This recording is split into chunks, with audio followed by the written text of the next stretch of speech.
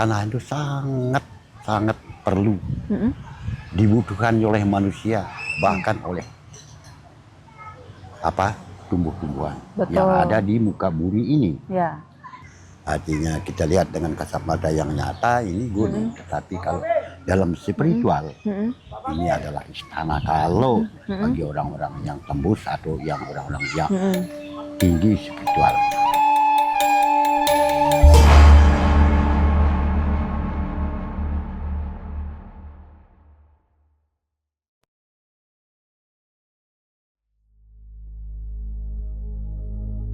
Halo Sobat Badur, kembali lagi bersama saya dengan Frieda Amurta. Hari ini saya berkedapatan diskusi dengan Yang Mulia Pak Pu Matisa, salah satu ketua adat Sembalun.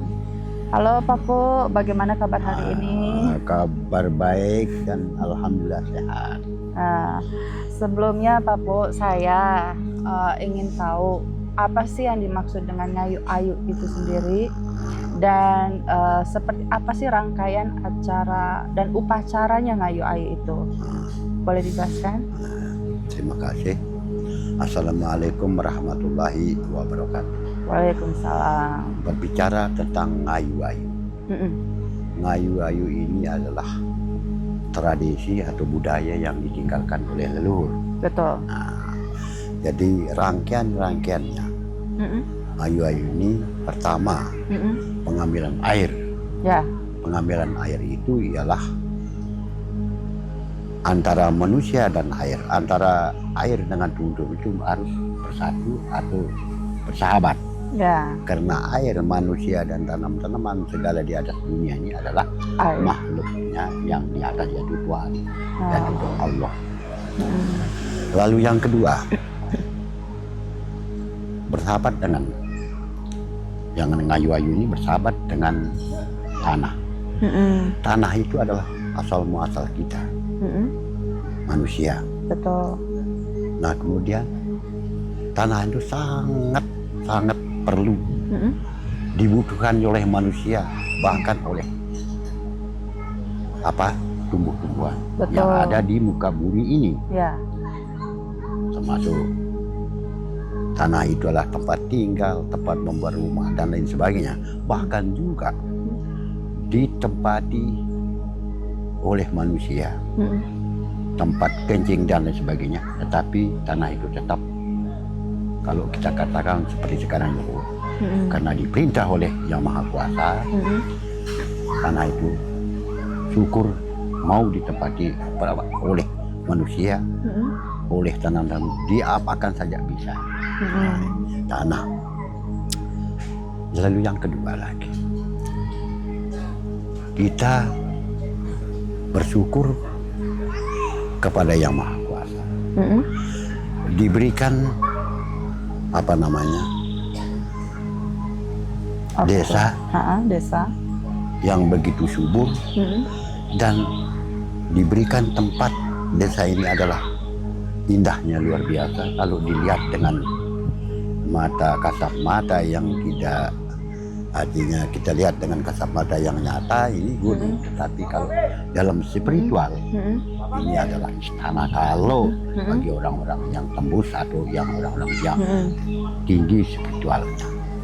Dan kemudian kita merayakan bibit padi. Bibit padi ini adalah satu-satunya di Pulau Lombok atau di Nusa Tenggara Barat yang hidup, yaitu padi merah. Berbeda dengan padi merah yang ada di luar Sembalun. Oh beda. Beda. Padi merah ini dari penurunan padinya itu kita laksanakan pada waktu Ngayu Ayu itu disebut pada Mapakil itulah yang menyebut tanggal 5, tanggal 15, tanggal 25 atau selain itu artinya pelaksanaan penurunan padi, bibit padi. Baru padi itu dibawa ke tempat pengamparan atau dan sebagainya.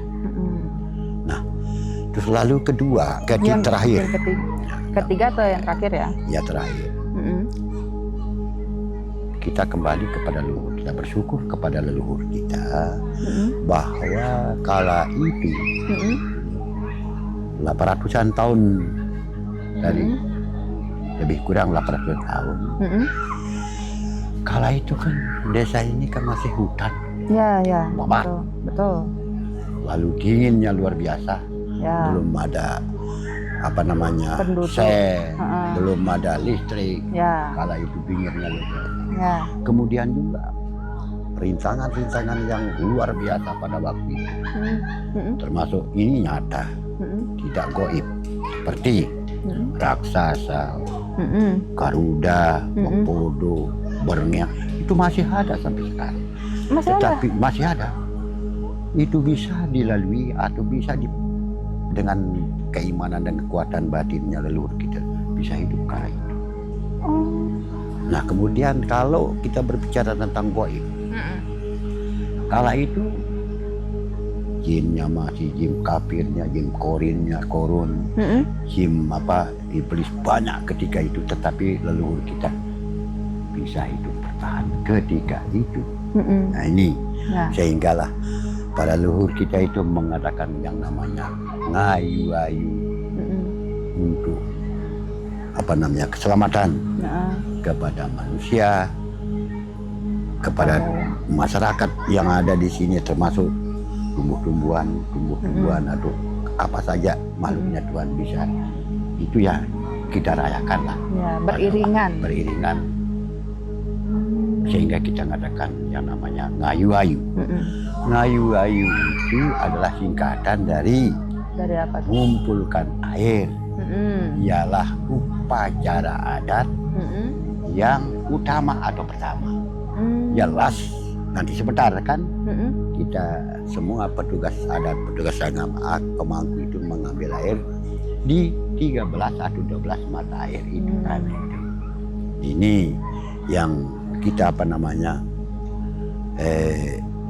kerjakan sesuai dengan apa yang kita terima atau sampai sekarang dari leluhur kita. Petunjuk itu ya. Petunjuk, ya. Dan juga kita ini sebagai ya termasuk para kiai kita ini kan ini kan melalui terah masing-masing. Yang jadi pemangku sampai sekarang itu terahnya dari dulu. Yang kedua umpama seperti saya ini ya terah dari dulu leluhur kita. Nah, itu. Jadi guru yang dimaksud ini Petara Guru itu. Kalau Petara Guru jarahnya begini.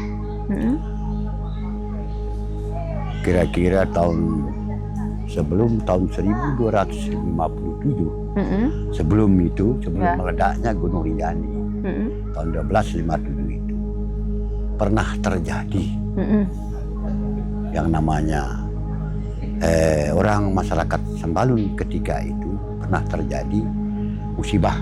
Betul. Musibah yang namanya penyakit kepada manusia, termasuk tanaman-tanaman ataupun tanaman yang ada untuk kebahagiaan atau manusia itu semua rusak oleh oleh para kalau sekarang kan hama, bukan oleh barang-barang vulkan yang tidak kita lihat juga itu ketika itu. Nah jadi para leluhur kita, para orang-orang tua kita dulu itu banyak mencari obat di tiap-tiap desa itu tidak berhasil lah. Gitu. Akhirnya dengan petunjuk Petara Guru meracik obat-obatan di Petara Guru, meracik obat-obatan dengan seluruh daun yang kira-kira bisa untuk mengobati penyakit itu ataupun penyakit apapun itu. Penyakit apapun itu diracik di makom Petara Guru. Nah setelah diracik itu dipakai hapus oleh orang-orang yang terkena dengan bala atau penyakit itu, kemudian tanaman juga yang rusak itu bisa kembali baik. Setelah beliau yang mulia Petara Guru meracik obat daun-daun yang dipakai untuk mengobati manusia yang terkena penyakit ketika itu. Ini sejarah Batara Guru. Ya. Sehingga sampai sekarang tiap tahun kami masyarakat Sembalu yakin betul bahwa peracikan atau obat-obatan yang dilakukan oleh leluhur kita itu Batara Guru, sampai sekarang kami lakukan yang namanya bebija tawar. Nah, artinya bija tawar itu pengobatan. Artinya mengikuti bagaimana jejak daripada Batara Guru. Nah, ini sejarah daripada Batara Guru. Ya. Sehingga beliau punya punya petilasan yang ada di makam Batara Guru. Nah, ini istilahnya.